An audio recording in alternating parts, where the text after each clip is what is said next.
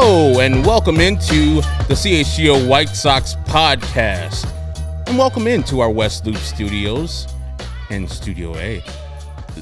I'm Herb Lawrence. I'm usually sitting in that seat over there, but today we have a different show because Sean Anderson, who is usually the host, follow him at Sean_W_Anderson, is off for tonight. He'll be back tomorrow for our off-day show. I think it's like at 1 o'clock tomorrow, 1:30 in the afternoon, right, Sarah? So Sarah Victor is our producer. Hello. As always. Later in the show, of course, we'll be joined from Guaranteed Rate Field from our White Sox beat reporter, Vinnie Duber, but we got a special guest in the house. I mean, friends, if you're a White Sox Twitter person or if you're a TikTok person, as the young kids are, you already know this person.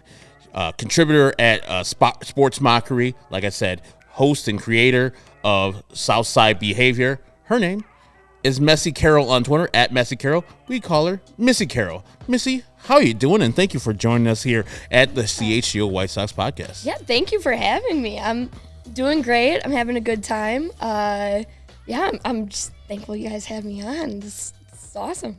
I mean, if you guys followed in the offseason or just during the season, we were making fun of every time the Royals would be signed by the White Sox. Yeah. Missy had a chart of, what was it? It was, I had a graphic of a pie chart of how many Royals we've signed, how many hometown heroes, so just anyone from Illinois, technically, and then both. So I had a good list going. I think it ended up being like 30% Royals that we signed.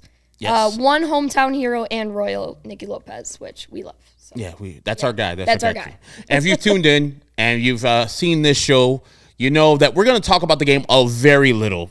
Because after 8 losses in a row, what is there to talk about? They're not firing Pedro, which I wish they would, man. I got it, Pablo. I got it, Victor. I got it, Ellie. They should fired him a long time ago. The White Sox are currently, I think they're 15-42, which is bad as the kids. Let me calculate. Yeah, it's 15-42 is really, really bad. But we're not going to be here to talk about that until Vinny comes. We'll be asking him what Pedro said in the post game, et cetera, et cetera. Because today, if you're going to talk about a team that was flat, I would say the team getting only a hit after the 3rd inning, which was the Corey Lee home run in the 9th inning to cut it to a 3-1 lead, and that's where the finals ended at. That would be flat because their starting pitcher went out in the 2nd inning, and the bullpen for the Blue Jays just shut the White Sox down. So I would be mad about that type of thing. And KPW, our resident Blue Jays guy, I told you, man, KPW has been down in the dumps, Missy, because he's a White Sox and Blue Jays fan. He lives in Toronto. But he's like, yeah, we can't hit. We're bad. But as every team and every fan base knows, when they play the White Sox, it's a get-right series. Yeah, you get to enjoy your team a lot more when you play the White Sox. And then you go on to face the Yankees, and then you're back to normal. But when you play the White Sox, it's great. It's great for that other team that you root for. We got your good friend Cassie in the house. Oh, yeah, we got Cassie. We got Baloney in the house, White Sox Tom, regulars, Baloney. All the good folks here. Hi, Cassie. So for the people who don't know Missy, let's get to know her a little bit. As I like to host these shows, I like to get guests in from White Sox Twitter and learn about them a little bit more so you can learn about them a little bit more. And the first thing I always ask people is, how'd you become a White Sox fan? Why are you a White Sox fan? So glad you asked, Herb. So I'm a Southsider through and through. Like Sean said yesterday, I was born and raised on the Southside Chicago. He guessed that I was from MTG or EP, that's Mount Greenwood or Evergreen Park. I would like to come on the record and say I am not from either. He was right. They are notoriously maybe racist, but I would just like to say I'm not from either of those.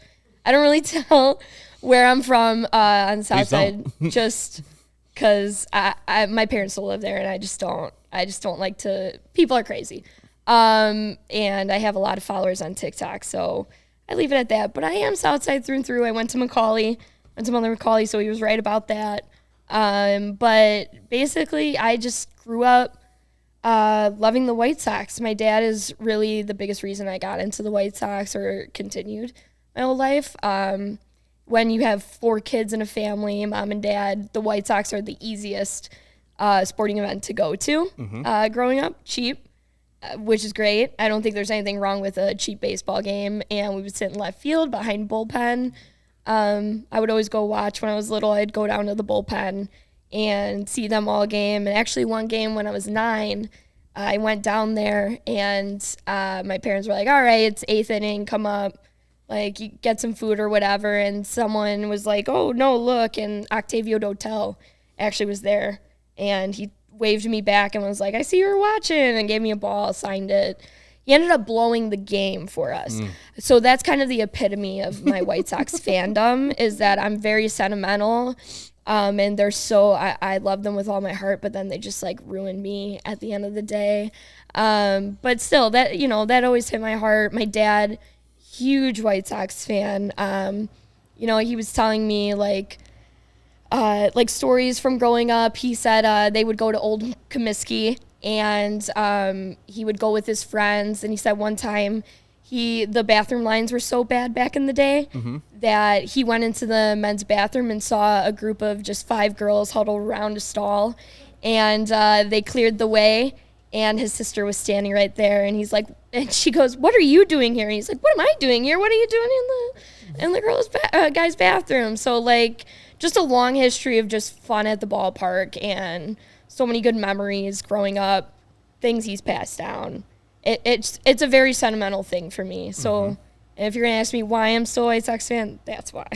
That's beautiful. As, all of that. White Sox Tom says you were raised right. And we got my man, Mailman Jack in the house, our man, Mailman Jack, saying what's up. And I want to know, like, he's been to games, you've been to games with him. What is the single, like, bright spot game that you can think about at Guaranteed Rate Field that you've been to either with him or any of your people? I would say it was during the rebuild. My dad, are we talking about? Either one. Oh, yeah. I would just say my family, because it is so cheap, we do Carroll family games every year. It's very nice. The ticket reps despite the White Sox being a bad organization, their ticket reps are great. Yep. They try and accommodate you very well. So we do have big family outings, and I think my favorite was we went in the bleachers and we all had matching shirts, and my aunts and uncles just let us go wild, and we were forcing the cameraman to get on us, and it was during the rebuild. So I think some of the rebuild games were kind of some of my fondest memories with my family, because everyone was just there to have a good time at that point. We knew what we were in for, and that's kind of some of my favorite memories are the rebuild years with my dad and my family. Now I want to get into the really tough question. Myself, you, and Johnny are all Illini/White Sox fans. And so, I don't know, I think you're way too young to appreciate or even be alive for the World Series in 2005.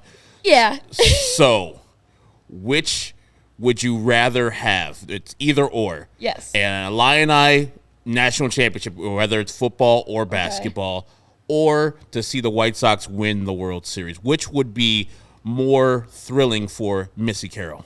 So I went to college when Io was there, the peak of Io and Kofi, and that kind of radicalized me into loving the Illini. I loved it. But I was so young when the White Sox won the World Series, and I can tell you a little bit about it. I remember making posters for the parade for my sisters to go to and everything, but my mom said, I was like, where were we when it happened? Everyone was gone. It was just, my mom said it was just me and you. She was folding laundry, and we won the World Series, and I was just watching with her. I would like to win the World Series and not be with my mom folding laundry. She can be with me, but I think a White Sox World Series would cure a lot of things wrong with my life. I love the Illini. I love it so much, but I don't think I'd enjoy it as much as I would a World Series.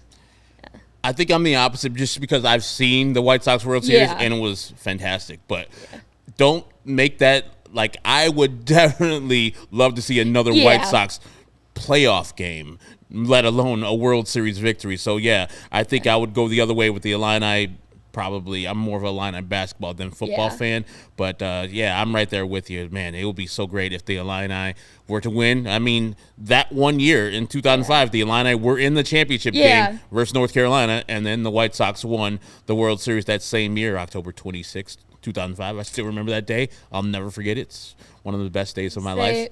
Remember it like yesterday. Oh, it's so great.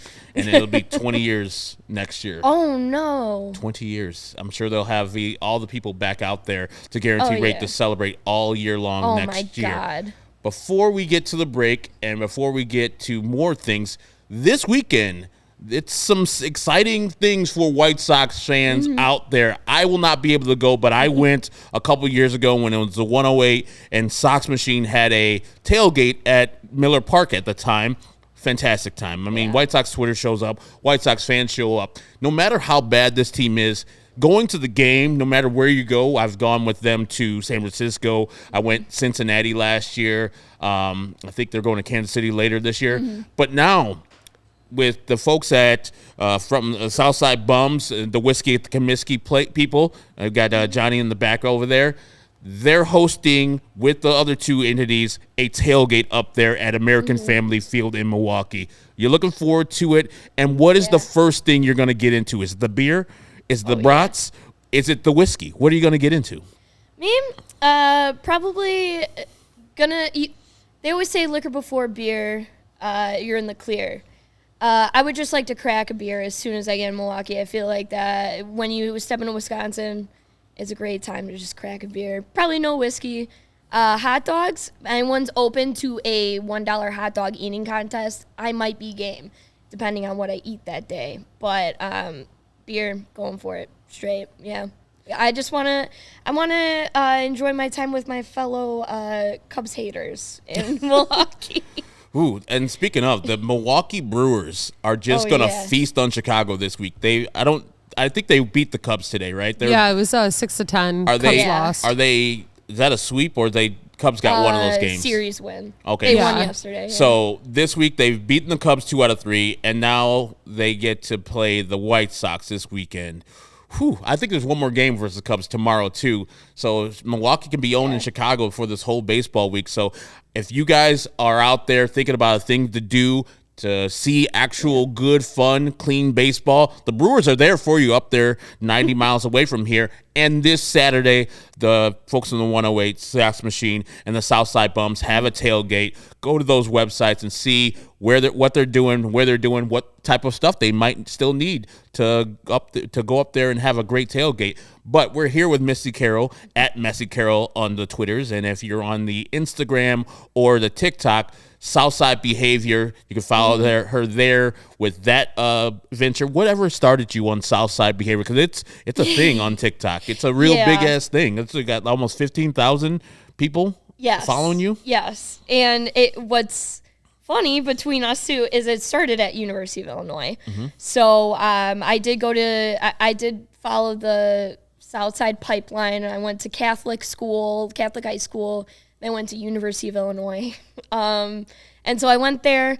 I went for electrical engineering, which was crazy.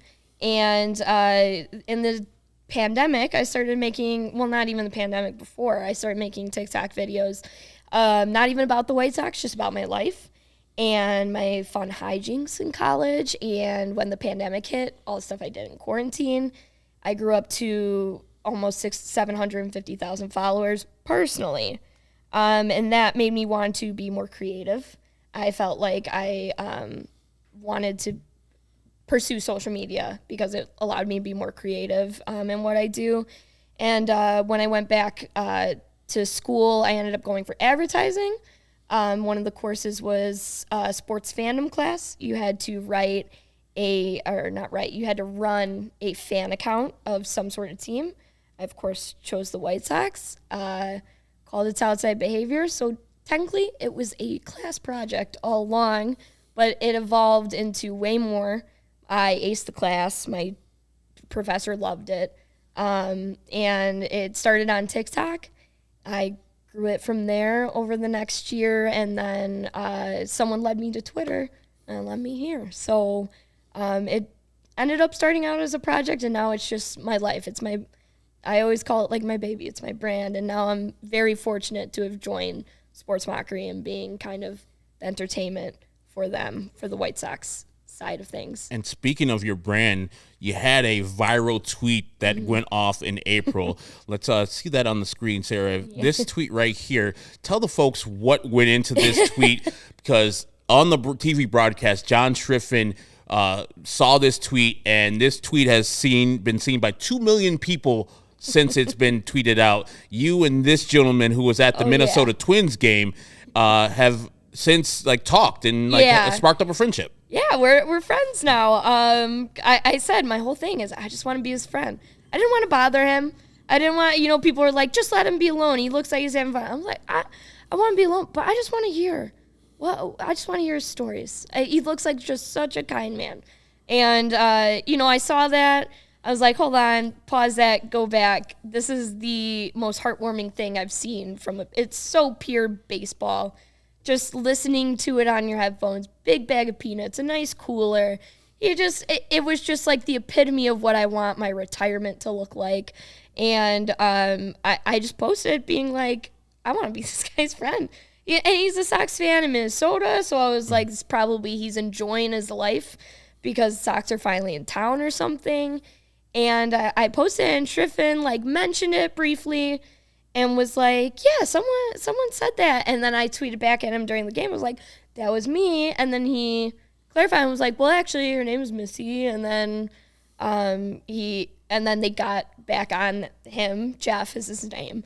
And he tweeted at Schriffen and at me, and he was like, I would just love to say hi to you and stuff. So I want to go to Minnesota in August, see the Twins White Sox and see him. So we're trying to do something there, but lovely guy, just as kind as I thought he would be. And yeah, it was a great moment. It was really sweet, heartwarming for the season that we're having. It's a great story. Yeah. Do you like fish? Yes. Do you like walleye? Yes. Okay. You'll love their walleye on a Minnesota. Stick. They have walleye on a stick at the game. Park? Ugh. Oh my god. Bad memories. I'm a fish guy. I do like catfish and some whiting, some perch, but that walleye, it did not go down well. I was not a fan of that. Oh no. But after the break, we will have a little fun. I know people want me to talk about the game. The Blue Jays won. They singled the White Sox to death. Chris Flexen pitched a little bit. He was fine. Bullpen came in. They were fine. And then you got a home run in the ninth inning by Corey Lee to break up the thing, who this person picked as the click to pick today. So she'll garner the points, which will be transferred over to Sean when he comes back tomorrow. So you better thank me. Yeah, so you're very few and far between do we actually pick a person that gets to be the click to pick, because they sometimes get shut out, which Corey Lee avoided that today with his home run. But after the break, we will have a short game where we're asking Melissa, right? It's your full name, right? Melissa is my full Missy. name. Yep. We'll ask her about what is more than this topic or that topic. So I'll get a little bit more explanation when I finish these two spots. Make Ray Chevy your first draft pick for your new Chevy this May. Visit our partner as their Shop Memorial Day Savings event going on all month long at Ray Chevy, Route 12 in Fox Lake at raychevrolet.com. As one of the top Chevy dealers in the Midwest, you'll always be able to shop one of Chicagoland's largest Chevy inventories. Plus, you can find the perfect tailgate vehicle. Right now, you can get up to $10,000 off MSRP on a new 2024 Chevy Silverado, or lease the new 2024 Chevy Trax for only $199 a month for 36 months. Or celebrate Memorial Day your way and shop over 125 of their vehicles priced under $20,000.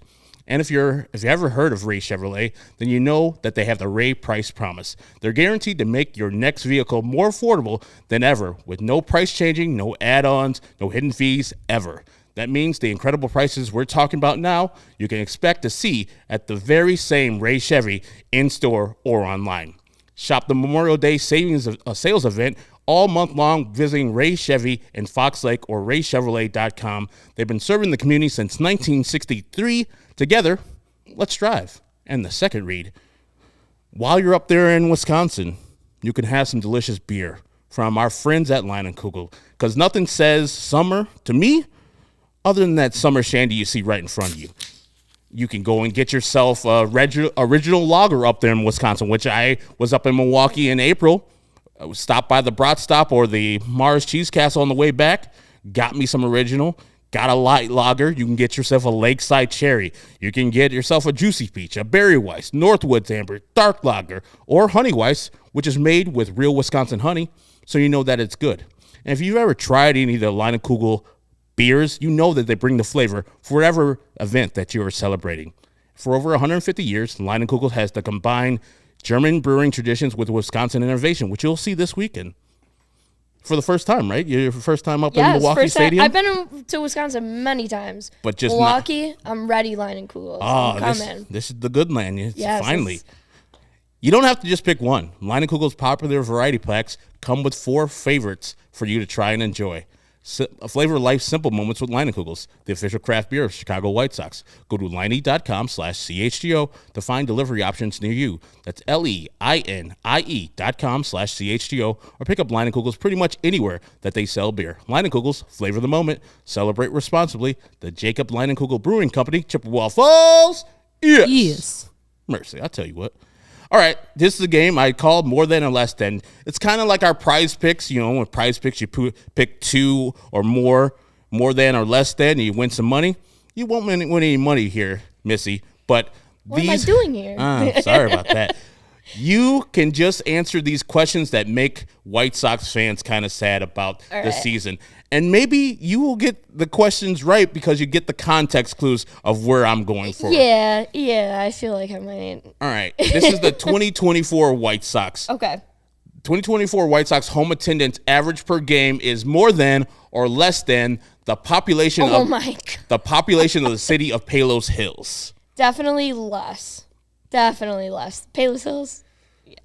So you say that. There it is. White Sox attendance this year, 15,123. That far of a difference. Palos Hills, according to the 2022 survey, is 17,883. So the White Sox have fewer people in attendance per game than the city of Palos Hills. I didn't think it was that much though. I was just thinking about a small Southside town, which I've never been Palos to. Hills, I always put Palos Hills, Palos Park, Palos Heights, all the same place to me. You got like Oak Lawn. Just an amalgamation of places. Yeah, as a western suburban guy, those places are all the same to me. Yeah. Which is more? Times the White Sox have made it to the postseason under Jerry Reinsdorf's leadership, which started in 1981, or the current planets in our solar system. Which is more, the planets or Jerry Reinsdorf's postseason with the White Sox? I know it's got to be planets. Jerry Reinsdorf, I think we've only had, 2, 3? No, they've had more than that. I'm trying to think. I'm going through. Mm-hmm. I'm just going to put out there planets. More planets than. You're right. Yeah. They've had 7 postseasons. 83, 93, 2000, 2005, 2008, 2022, and 2021. There are 8 planets now. I don't know if you people are understanding that Pluto got kicked off the planet thing. Yeah, you know what? Bye, Justice Pluto. for Pluto. Rest in peace, Les. I think Pluto should have been included. You can't just turn your back on that. You said it once. Say it with your chest if you thought that was a planet. So. Exactly. We learned all those things. What was the mnemonic thing that we had to learn about our poor Aunt Sally or something like that? Well, that's... was that something else? I think that is the order of operations. Okay. Please excuse my dear Aunt Sally. Yeah, yep. So MVE. I wasn't engineering her, but I don't know if you heard that from earlier. You are smart. I was great. And you did go to a smart school, University of Illinois. I don't know anything anymore, but at one point. This third question. The 2024 White Sox currently have the worst record in baseball, which is at 15-42. But which number is greater? Games currently behind the second worst team in baseball, the Miami Marlins, or number of postseason wins for the franchise since 2006? I get the context clues, but even if I didn't get the context clues, I think the Marlins are doing so. I would say number of postseason wins. You are wrong. What?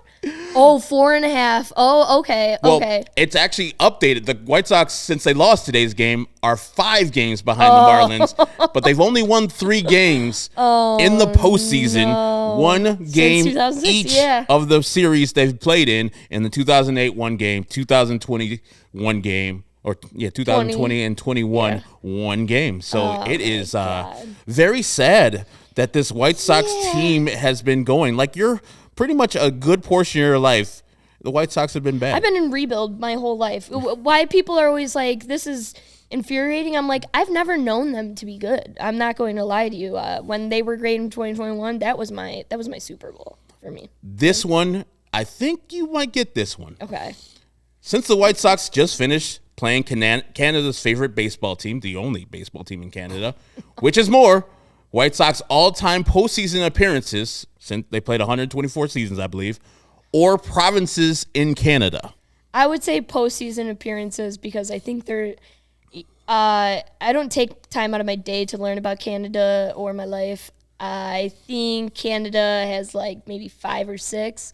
So I'm going to say postseason appearances. I think we've surpassed that. You are right, but Canada has 10 provinces, while the White Sox have 11 postseason appearances. Okay, so it was close, It though. was very close. It was very close, but Very I was close. right. I was going to include the territories in there, but I decided not to. And you said you don't. I was going to ask you a bonus question about how many of those 10 you can name, provinces you can name. Nova Scotia, is that one of them? That's one, yeah. Yeah, I just know because I like the name. It is great. Yeah, that's it. Ontario, Quebec. Oh, yes. British Columbia. Toronto's the city. Yeah, it is. Definitely. You did a good job. I mean, Thank you. and it's just to point out how bad the White Sox have been lately, that their numbers are just so low. Like those Marlins who just left with the 9-1 victory over my other team, the San Diego Padres, are really bad. But the White Sox are on a historic path right now. Their 8th loss in a row, 7 losses at home, and it's the first time that they have lost a homestand of 7 games or more with all games. They've lost every single game in the homestand. So White Sox are setting records. This year has been so arduous for us White Sox to get through, but the way we get through those things are things that happen like we did other day with the tailgate or the takeover for us, or you go to the Whiskey at Comiskey, or you join the folks at the 108 section and go and kick it with them, and read definitely Sox Machine or all the rest of the people, the Sox on Tap folks. There's so many White Sox podcasts for you guys to get down with, so that's why we're going to be bringing on people like Missy and other people. I think in a couple of weeks, Sean's going to be off again. So I'm going to bring another person in to sit in that chair to talk and chop it up about the White Sox. So we don't have to always talk about this badass team, even though we know they're not going to be great any other time. So Vinny will join us soon, but let me finish the reads before he comes here. And then after the break, we might just get to talk a little bit more to Missy about her life and what's going on there. And if there's any exciting things coming on the pipe, because we've been talking about the White Sox throughout the show. We should have just taped it right there. And there's Vinny right on cue calling in. After I finish these reads, we'll go out to Guaranteed Rate Field and talk to Vinnie Duber about what Pedro Grifol had to say after the game. But our friends at Sunnyside Cannabis Dispensary are here to elevate your summer. Sunnyside is your home for judgment-free cannabis shopping. They have crazy selection with over 100 different strains to choose from with easy online ordering, in-store pickup.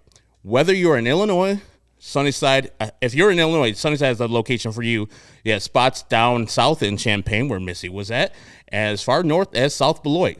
Stop in the nearest Sunnyside. Expert guidance can help you out with their staff, or select from quality lines from Cresco to Floracal. I like the folks at Good News Friday, and I'll get to that a little bit later because I'm picking something Friday up once I leave the studio. And tomorrow we have a afternoon show. We have no more shows this weekend, so I'm going to hook my weekend up with some Friday from Good News because it was created for great moments with the crew. It's why each Friday, Good News Gummy is rechargeable, and they have a rechargeable vape pen with a cart that's led by the occasion that you love. At Sunnyside, this read is all messed up. Sorry about that. Let me do it again. 3, 2, 1. I'm picking up some Friday this week from Good News because it's created with great moments with the crew. And it's why that Good News Gummy, rechargeable vape pens, and their cartridges are led by the occasions that you love. At Sunnyside, you can too, heading to the, goodness gracious, this read is messed up. It's okay, you're doing great. You can too, you can too by heading to sunnyside.shop and use the code HICHGO, HICHGO at checkout for 35% of brands of Cresco, Good News, and elevate your summer with your first purchase. Sunnyside Cannabis Dispensary, bright buys every day, only 21 plus or Illinois medical card holders only. That read was bad. 3, 2, 1. I'm like MSS, but he's a lot better than me on that one. Don't tell him that, Beef Loaf. It's always a good podcast when we're riffing into that guy. It is. It's my arch enemy. Yeah, usually Sean reads that one. These are 2 reads that I have not read. Okay, Sunnyside, great. It's Butcher Box, though. The benefits of Butcher Box, you have peace of mind.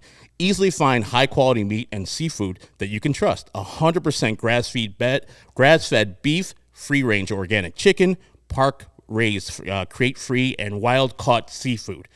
Humanely raised, no antibiotics, no added hormones, or anything like that. The ultimate convenience is delivered right to your doorstep. They have free shipping, always curated to the custom box plans that you choose out. Incredible value for you. The variety of high-quality cuts and amazing value. Exclusive member deals, recipe inspiration, guides, tips, and hacks. And you know if you've been out there and trying to go to the grocery store, oh my God, you got to park. You got to go and find where the meat's located. You got to go and check out in either automatic spot, or you got to sit in that long line for the teller, and the person in front of you's got the checkbook out, and he's like, do you take coupons? I don't take coupons. Oh my God, hurry up, person. But with Butcher Box, you don't have to worry about that. Less trips to the grocery store, always prepared meat in the freezer. I know that when we're cooking, Courtney and I at the house, having a Butcher Box there, it takes so much of the guesswork out of actually making meals. Instead of, oh man, we have nothing in the freezer, let's order some fast food. Or we have nothing in the freezer, let's go to this other thing like the Instacart people. No. Have your own meat there with Butcher Box. Curated tips and recipes based on your box. You get much more food for the price that you're paying for with the value of Butcher Box. So go there right now. You have Butcher Box is offering customers who are listening right now amazing offers for new users. You get free meat plus $20 off your first box.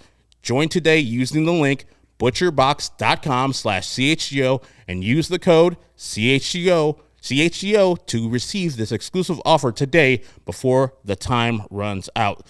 Before I finish these reads, I'm done with that.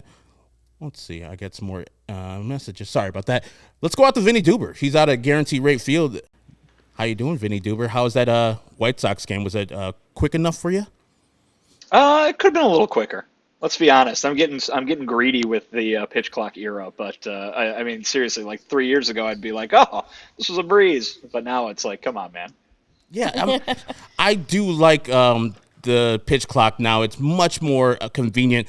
Only reason this game lasted as long as it did was because we had Alek Manoah leave the game in the second inning. This is the thing I'm asking, Vinny, and I know that Pedro probably addressed it. Alek Manoah, their starting pitcher, left the game in the second inning. The White Sox last hit before they got that home run from Corey Lee in the ninth inning was the third inning. So I'm thinking that you got that effort today. I know he said the effort on Sunday was flat. I didn't see that much difference today from the effort they got from against Kyle Bradish, from the effort they got from the bullpen and the Blue Jays bullpen. So what did he have to say about today's game and how they fought or lack of fight? I mean, here's the thing. This offense is in a pretty bad funk right now. It's in a real bad spot. And, you only need to go down the list and look at everybody's batting averages to know it. I think, by the end of the night, I think Andrew Vaughn might have prevented himself from falling below 200. But if he hadn't, you would have had, 3 guys in that lineup, or four guys in the starting lineup below 200, if you include Benintendi, who didn't play tonight. But this is an offense that is struggling big time. And what have I been saying for the last few days, ever since Pedro made those comments on Sunday, which is, people who watch this team every day have seen that result that they put up against the Orioles on Sunday that made him so angry. We've seen that result over and over again. And tonight was another example. Pretty much every night of this homestand has been an example of that.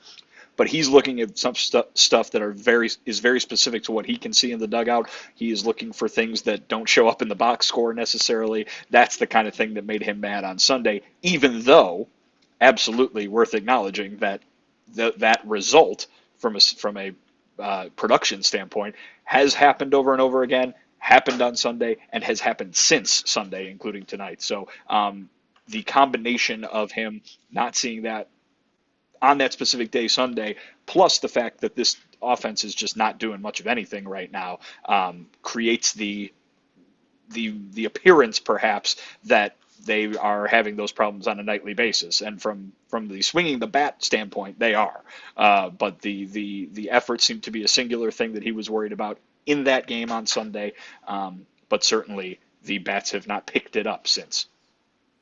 And Vinny, like, they're lost 8 games in a row now, and we went over the 39 games that they're currently in, the gauntlet. I think it's 1-12 since they started this 39-game stretch.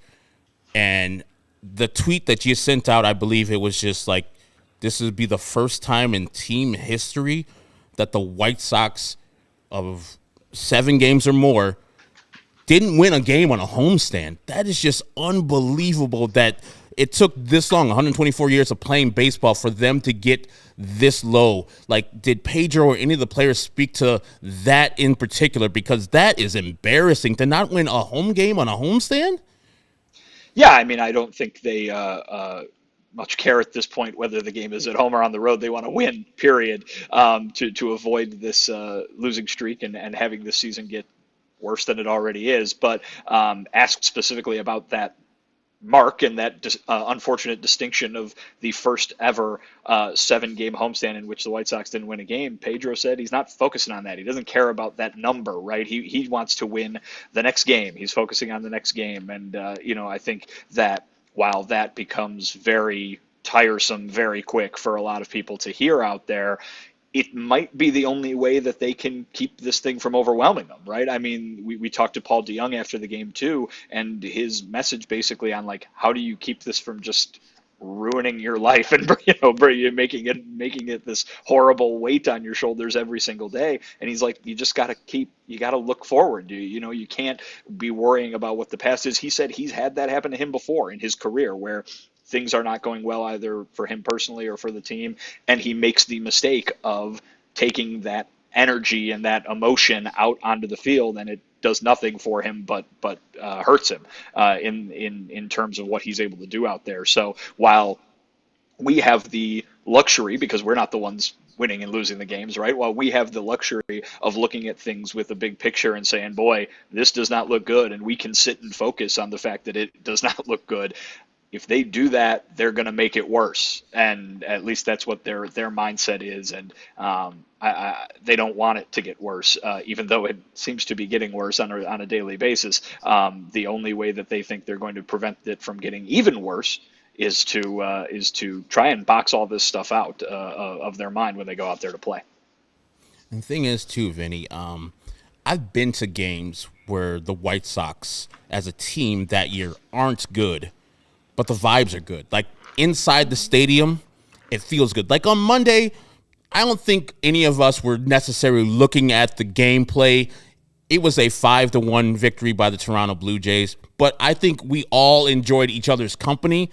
But just watching the game today and listening to the crowd, and I know not scoring a run until the bottom of the 9th inning kind of lends it to that, but it sounds like this year we just looked up the attendance. It's like 15,000 per game. Just sounds like the White Sox are really in trouble, not just having people in the stadium, but the apathy. There wasn't any, like, booing, no lustly things of, hey, sell the team, Jerry. Now it just seems like just resign to the fate. You don't want apathy. You actually, if you're Jerry Reinsdorf, you want people to be up in arms about your team sucking and wanting you to sell a team. When you get the kind of apathy that I think that the White Sox are trying or are falling into, that's the danger part, because Missy and I talked about one of her people at her gym, 78 years old. It's like he wants to see something else. And those people, don't have the outlets that we have here on CHGO White Sox, so we could talk it out and we can kind of get our therapy on. But I know you've been to games for years. What's your feeling on how the atmosphere at these games is as opposed to the ones that you've been to in the past? Yeah, I mean, I think it's noticeable, right? I mean, listen, I started covering this team during the darkest days of the last rebuilding project, right when there was a 100-loss season, when it was guys that you've never heard of going up there and batting, and guys who are not going to be part of the future, right? So it's not like there's this thing to get excited about, and this is reminiscent of that. But I think you're right in that this is now 3 years coming, right? This is people were disappointed about what happened in 2022 when they go 500, right? Last year, everybody got really disappointed because they lost 101 games, and now you're seeing kind of the effects of that, I think. And so I agree with you. The stadium is a lot quieter than it has been in the past. We'll say that, at least on a lot of nights. And tonight, they didn't give them anything to cheer about, right? I mean, it's one thing when you go to a baseball game, if you're a fan and you're like, okay, well, at least I got to see my team hit a home run or two. I got to, cheer for a rally that was pending. Or even today, the White Sox pitched pretty well. I mean, you could say that, you were able to get up to see that. But again, they pitched pretty well, kind of like Chris Flexen still walked 5 guys. Like when he was getting out of innings, it was like, oh, thank goodness he got out of that without getting any damage, I'm guessing is what was going through fans' heads. So, they had 3 hits going into the 9th inning. They didn't give folks anything to cheer about, and they're doing that quite frequently, obviously, through no intention of their own. But, this is what you get, I think, when you get a fan base that already demands a lot, right? A fan base that is kind of famous for saying, I'm not going to go unless there's a reason, the team is good kind of thing. At least a portion of the fan base acts that way. And then on top of it, you get this kind of snowball effect of not just what happened in 22, not just what happened in 23, but then they get off to quite literally the worst start any White Sox team has ever gotten off to. So I don't think you can blame folks for not being jazzed to come to the ballpark. I think, Herb, I always kind of bring up the point like, oh, don't people just like baseball out there? And I'm sure that there are, 15,000 of those folks who are showing up every night, but you got to appeal to more than just that, and I can totally understand why that has been a struggle for a team that is cruising toward what might be the worst season that any White Sox team has ever had. Let's try to get some positivity in here now, because while he walked the yard a lot, Chris Flexen limited the damage. Like, he struck out 6, I believe, walked 5, got through 5 innings, only gave up 2 earned runs. What did he had to say about his outing? And Pedro was Pedro satisfied with what he got from his starting pitcher? I think, yeah. I mean, listen, we talk about it often, right? The name of the game is giving your team a chance to win, and he did that tonight, even though he probably had a lot of critiques about his outing. Certainly walking 5 guys is right at the top of that list. I don't think any starting pitcher wants to do that at all, even if most of those guys don't score. But a couple of them did score, and that was enough with the way this offense is playing right now to decide the game. So if you are Chris Flexen, you probably felt like, hey, I did a decent job, right? I was able to, give my offense a chance there, but those guys are also pretty hard on themselves, and they think that doing a good job means completely shutting out the other team and not putting any guys on base. So he wasn't exactly thrilled with what he did, but after the way some of his outings have gone this year, including the previous one, I think he would consider this to be a step in the right direction at the very least. And the rest of the bullpen, I think they only gave up 1 earned run, but I want to focus on Michael Kopech. I mean, he came in that 9th inning and just sawed people off. I mean, literally sawed off the bat of Vladimir Guerrero Jr. 11 pitches, 7 strikes. That last one was 100 miles per hour in on the hands of Vladimir Guerrero Jr. I see this guy as commanding something that you can get back something decent in return, because he's starting to pitch a little bit more consistently. I know the Baltimore series was kind of rough for him, but I think more times than not, you're getting quality Michael Kopech, and it seems like he's calming down and finding the strike zone a little bit more lately than he had before. Yeah, I don't know if consistency is a word I would use with him just yet, because I think it's almost like a Jekyll and Hyde situation with him. There are nights when he looks like he did tonight, where there's no shot. The other teams don't have a chance, and he's out there pumping triple digits, and he's just dominant. And then there's other nights where it's like, oh, this is last year again, at least with the results, where there's walks and there's home runs and there's blown games, and those have not been infrequent, I don't think. And so, it's certainly a great display of his talent and what he's been able to do this year. I think you're right that with what he's been able to do this year, people are going to be interested. They certainly should be, because look at that weapon that he has to be able to help you late in the game. Certainly he's done better in this closer's role than he did last year as a starting pitcher. And I think if you want to be a team that's buying and you're like, okay, well, they finally figured out where to put him, or they found a role in which he's having more success, bring him aboard. But it hasn't made him anywhere close to perfect, I would say. So, yeah, I think the fact that he can go out there and throw triple digits and dominate teams, at least has the ability to do that late in games. Absolutely, a contender is going to want to make him part of their late inning mix, but it's not like they're necessarily getting Liam Hendricks quite yet, right? And this guy could develop into that type of pitcher for sure, but he is not obviously there yet. Granted, I don't know if any contender's even going to be acquiring to be a ninth inning guy. Maybe it's just part of that late inning mix, but you would certainly think that Chris Getz would be entertaining offers, mostly because he's going to do that on anybody. But Michael Kopech would probably be at the top of the list of somebody that you could get something for, yeah. And we spoke to you before the game resumed last night in our post-game show, which wasn't a post-game show.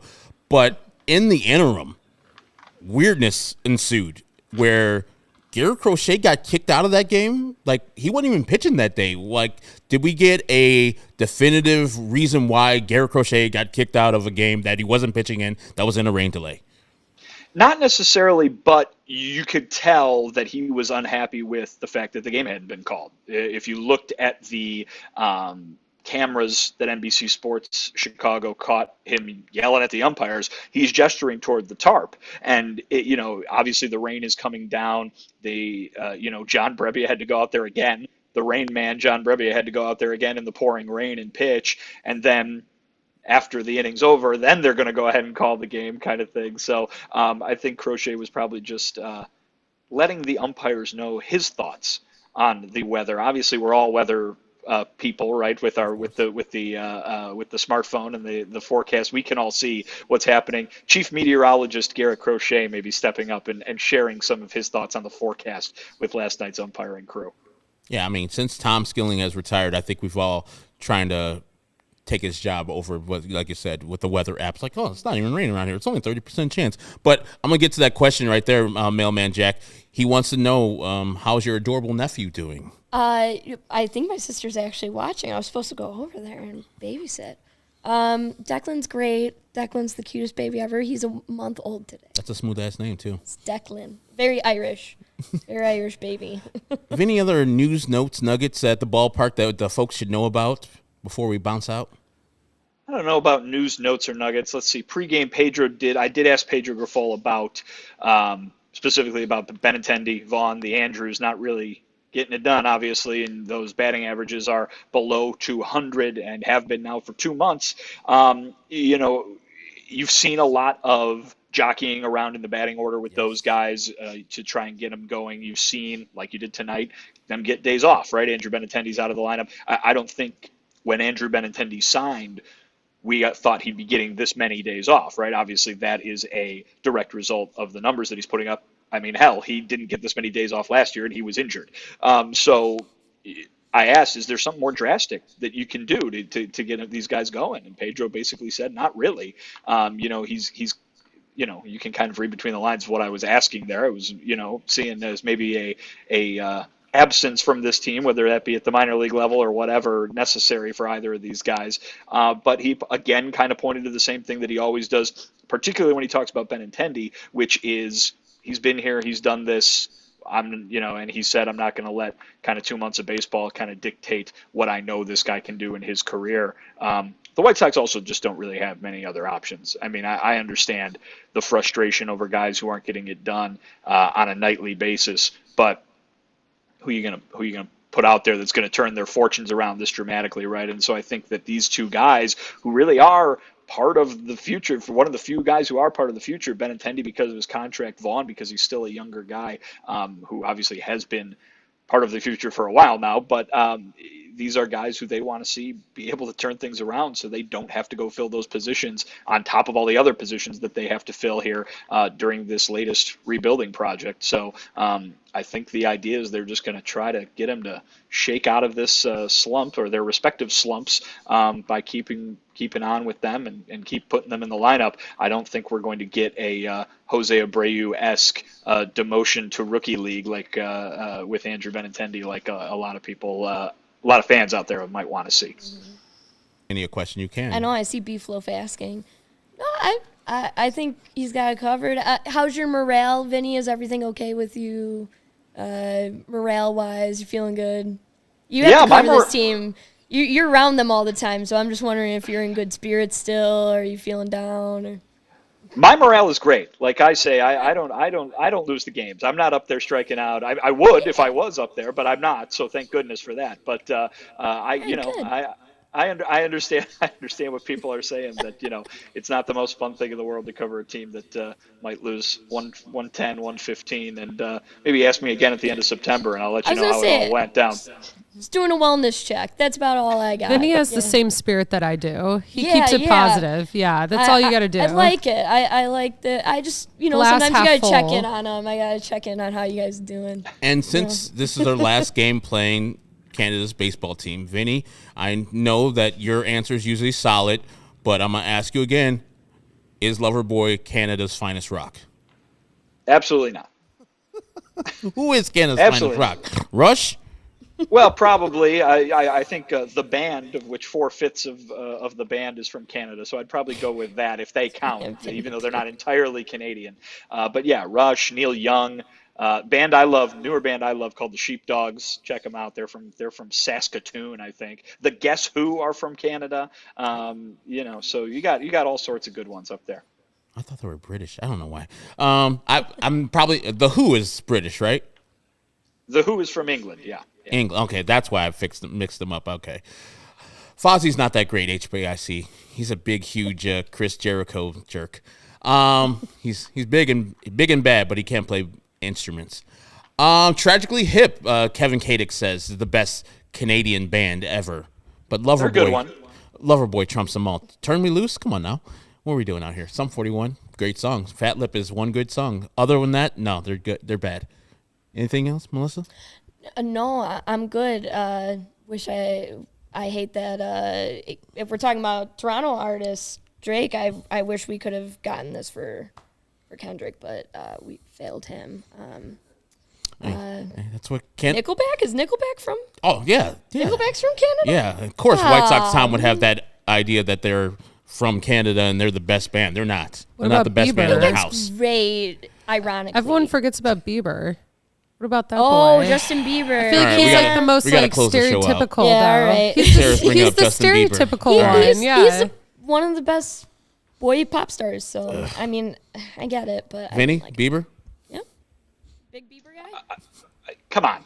I knew that was going to come. So, for Vinnie Duber, let him go home. He's at Guaranteed Rate Field. Sean Anderson will be back tomorrow, us three, at this studio at about 1:30 tomorrow, having our off-day show, talking about the White Sox and the favorite Canadian bands. Thank you to Missy Carroll for coming in today. Follow her at Missy Carroll on the Twitters, or Southside Behavior, SS Behavior on Twitter, or Southside Behavior both on Instagram and TikTok. For Missy, for myself, for Sarah Fichter, who is the producer today. Hi, how you doing? Hi. I'm Herb Lawrence. Follow me at ActonWild23. We'll be back tomorrow with our off-day show. Hopefully, we'll play better, and I'll read these reads much damn better than I did today. So thank you for joining us. Bye. We all silly like the mayor.